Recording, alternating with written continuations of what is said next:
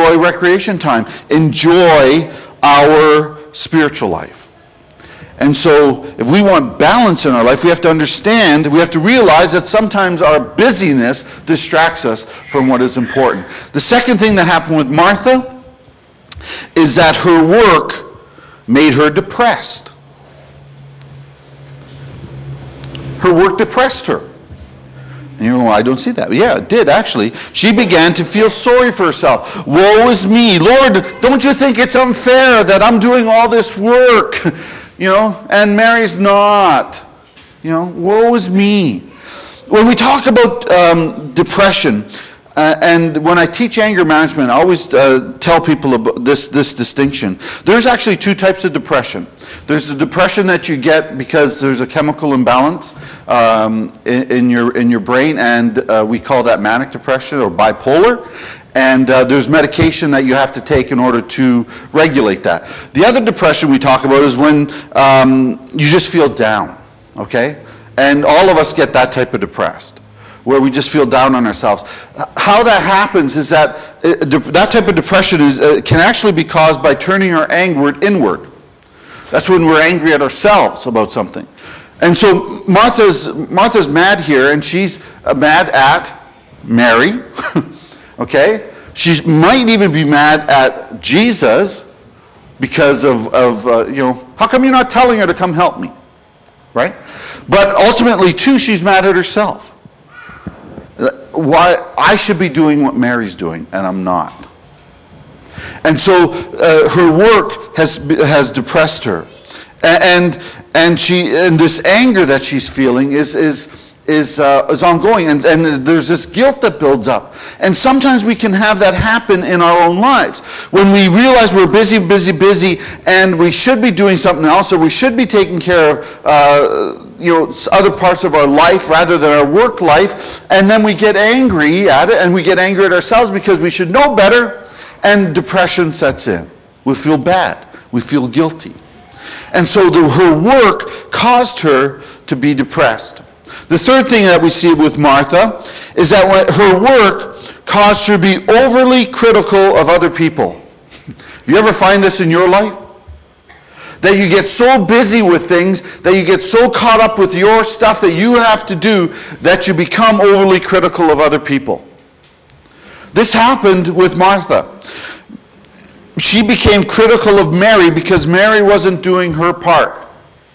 How come Mary's not working as hard as I am?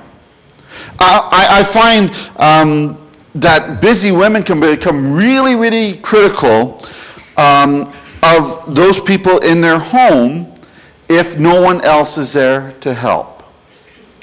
You know, women are nodding their heads. I can say this because I get this from Karen all the time. Okay? And should the other people in the house help? Yes. Yes, they should. Should I do more at home? Yes, I should. But we become overly critical, and it's wrong when we're like that if our criticism starts to crush the spirit of those people that we love. When our criticism comes to the point where we say, I can't believe you're not helping me, and you're so useless, or these are, by the way, these are things that Karen doesn't say to me, okay? I want to make that very clear. I'm not speaking this from experience, because she will see this and I will hear about it. So, but where we say things like, oh, you did that all wrong, like, you know, here, let me, when we do things like that, when we become overcritical because we're so tired and burnt out, and we want other people to help us and they're not, that's when it becomes wrong. When we start crushing the spirit of those in our household, that is a problem. And she became overly critical. We don't find out about the story before this. Mary might have been working her fingers to the bone before Jesus came in. We don't know. But at that moment, Martha thought that she should be doing more. So she became overly critical with others. The fourth thing is this. She became really, really demanding. in her busyness, in always having things going and feeling that pressure of having to perform, she became really demanding. She tells the Lord what she wants. Do you see that? God, I want you to do this right now. Right? That's what she does.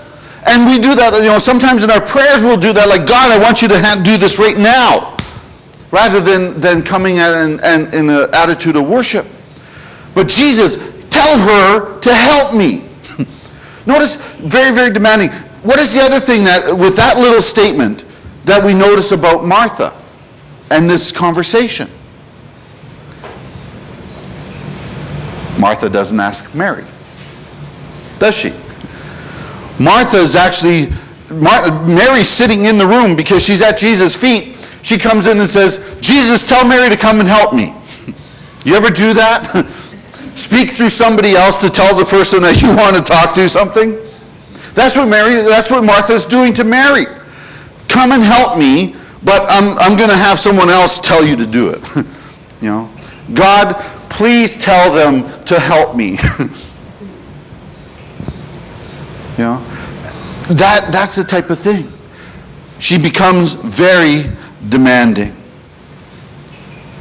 There is no please. Mary, can you please come help me? No. Demand.